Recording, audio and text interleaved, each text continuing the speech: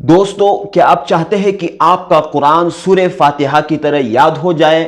کیا آپ چاہتے ہیں کہ آپ کا قرآن ایک مثال بن جائے، یا آپ چاہتے ہیں کہ آپ ایک مثال بن کر اپنے مدرسے سے باہر نکلو؟ تو آج کے اس ویڈیو میں بنے رہیے۔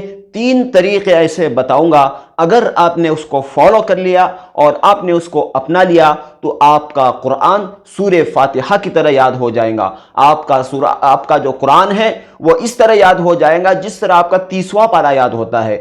بہت سارے بچے ہوتے ہیں مدرسے کے اندر، ان کا 30واں پارہ پانی کی طرح یاد ہوتا ہے۔ ان کو کہیں بھی پڑھنے کے لیے کہا جائے تو بلا خوف و خطر وہ پڑھ لیتے ہیں اور آسانی سے ان کو یاد ہو جاتا ہے اور پانی کی طرح ان کا وہ پارا ہو جاتا ہے۔ تو آج کی اس ویڈیو میں 3 طریقے آپ کو ایسے بتاؤں گا، اگر آپ نے اس کو اپنا لیا تو آپ کا قرآن سورہ فاتحہ کی طرح یاد ہو جائے گا۔ تو چلیے دوستو آج کے اس ویڈیو کو شروع کرتے ہیں۔ دوستو سب سے پہلا طریقہ یہ ہے کہ آپ کو سبق جو ہے وہ سورہ فاتحہ کی طرح سنانا ہے۔ یعنی جب آپ نے قرآن یاد کرنا شروع کر دیا، شروع کرتے ہی آپ جو روزانہ کا سبق سناؤ گے وہ اس طرح سنانا ہے کہ جس طرح سورہ فاتحہ کو سنایا جاتا ہے۔ سورہ فاتحہ کو سنانے میں آپ کو کوئی ڈر نہیں ہوتا، کوئی خطرہ نہیں ہوتا، کتنا ہی بڑا مجمع کیوں نہ ہو آپ سورہ فاتحہ کو آسانی سے سنا لیتے ہو۔ اسی طریقے سے آپ کو اپنا سبق مضبوط یاد کرنا ہے، اور جب تک آپ کا سبق مضبوط یاد نہ ہو تب تک آپ سبق نہ سنائے۔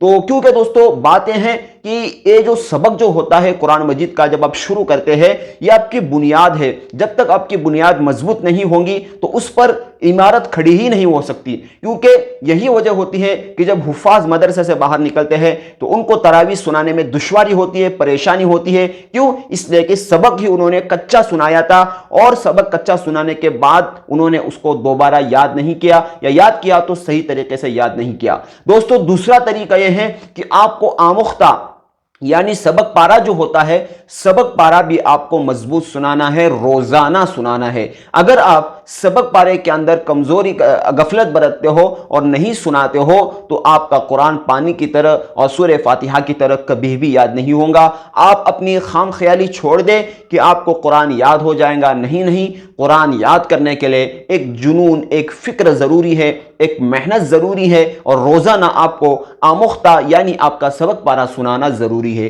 تیسری بات جو ہے وہ یہ ہے کہ روزانہ کم سے کم 2 پارے آپ کو پیچھے کا سنانا ہے۔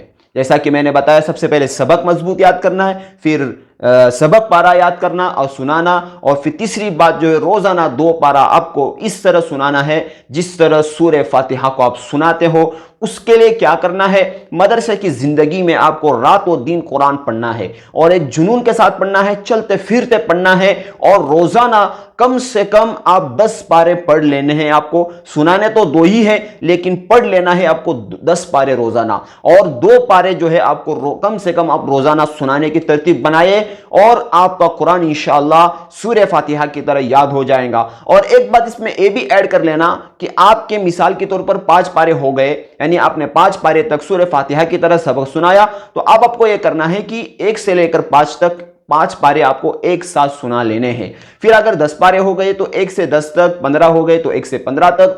اسی طریقے سے جب آپ دور کرو گے تو 1 سال کے اندر کئی سارے دور سنا چکے ہوں گے آپ، اور آخر کے اندر ایک بیٹھک کے اندر آپ کو قرآن سنانا ہے، یعنی ایک ہی مجلس کے اندر آپ کو قرآن سنا کر وہاں سے نکلنا ہے۔ تو دوستو یہ 3 طریقے تھے، اگر آپ نے اس کو فالو کر لیا تو آپ کا قرآن پانی کی طرح یاد ہو جائے گا، اور آپ کا قرآن سورہ فاتحہ کی طرح یاد ہو جائے گا۔ پھر چاہے تراویح کے اندر کتنا ہی بڑا مجمع کیوں نہ ہو، اور کتنے ہی حفاظ پیچھے آپ کا قرآن کیوں نہ سن رہے ہو، انشاءاللہ آپ کو زندگی میں اور آپ کی لائف میں کبھی پریشانی نہیں آئیں گی۔ اگر آپ نے ان طریقوں کو فالو نہیں کیا تو دوستو عزیزو، مدرسے کے 2-4 سال آپ کے نکل جائیں گے لیکن پوری زندگی پچھتاوا ہوگا، پوری زندگی پریشانیوں کا سامنا کرنا پڑے گا۔